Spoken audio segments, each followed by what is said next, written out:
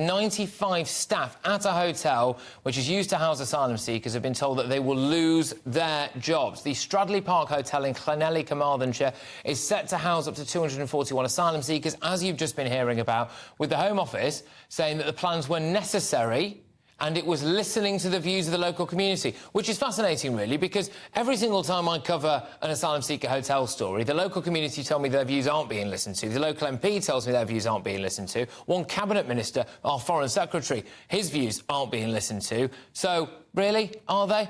Well, I can now speak with Jeremy Hutton from Migration Watch UK. Jeremy, thank you very much. When you extrapolate this data out right across the country, you realise how many ordinary working-class Brits are having to lose their jobs in order to make way for asylum seekers. It's ridiculous. Yes, it's absolutely abysmal, and I think everyone involved should be hanging their heads in shame. First of all, I want to say that was a really good opening monologue on this subject, really terrific. Unfortunately, we seem to have a constant case of passing the buck. It's always someone else's fault, and it's always, but no matter whose fault it is, the government, whether it's local or national, will always find space for these asylum seekers whilst neglecting the needs of their local people, whether they be the local homeless or, like you're alluding to, local workers. And losing your job in this fashion, I mean, I've not ever lost a job in this fashion, but I have lost a job before, and it's an incredibly distressing process. It's not nice. It can be incredibly disruptive to one's lifestyle. And this has been happening again and again and again, up and down the country, and there's no end in sight. And I think everyone really needs to realise this is a result of a very bad government policy towards asylum in general, as well as the displacement in hotels. And it needs to come to an end, because this simply cannot go on any longer. People are against the idea of controlling our borders because they think, oh, it's inhumane to do things like turn the boats back. It will be against people's human rights to deport them. Oh, everybody has a right to say, oh, I'll just believe that this person's a child and that they've come from a war-torn country. But I think where all of that falls down is when you ask them the serious question. So you would rather, would you, allow somebody who's just come to this country in a dinghy to stay in a hotel for free and be given taxpayer-funded food and board and all of this? You would rather that happened, and you would rather that a working-class person in this country lost their job. And I wonder whether or not this is now where the argument can be won, when people realise that people are being made redundant in the middle of a cost of living crisis as a result of what's been going on in the Channel. Yeah, I think you've hit the nail on the head right there. There's simply no consideration of normal people whatsoever. As you're saying, the asylum seekers are always given priority, and normal people are left to pick up the pieces. And these local areas, this will cause them to lose tourism. There'll be a range of secondary knock-on effects.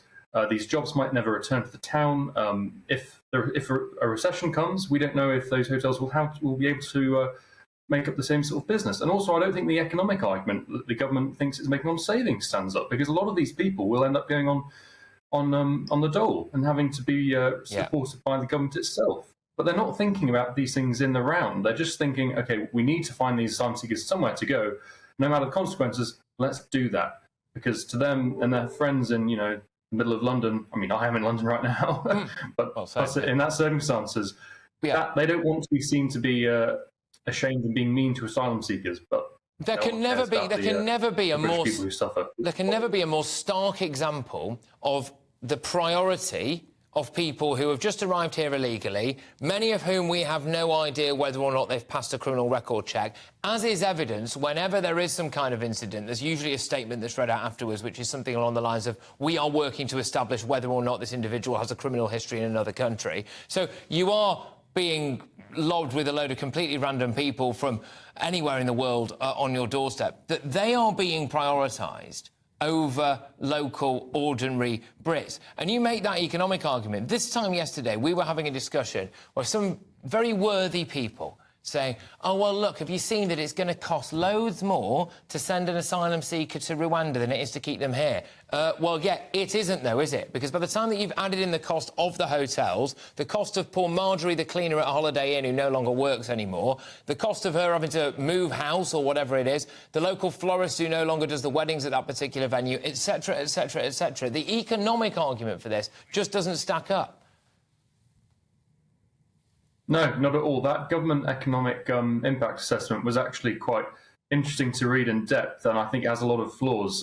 It does allude to those things you're talking about, yet they don't actually try to include those numbers in their total. They just sort of say, well, we know there is a local impact, but we can't estimate that. And then several of the other estimates in there seem to be, well, highly overestimated. Like it'll cost £20,000 to send someone to Rwanda, just in terms of transport costs, which is more than double the average the average charter flight costs over the past few years.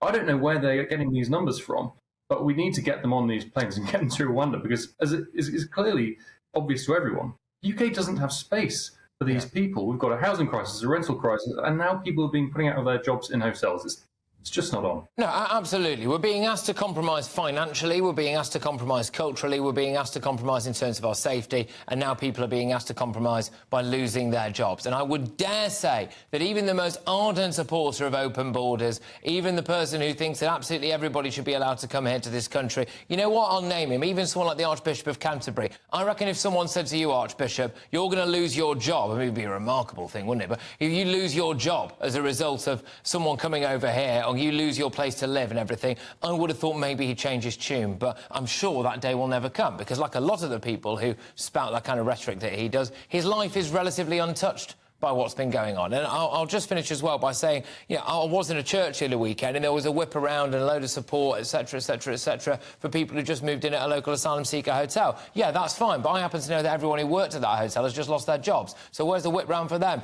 Look, Jeremy, we're going to have to leave it there. As you can tell, I'm quite animated about this. Jeremy Hutton there from Migration Watch UK.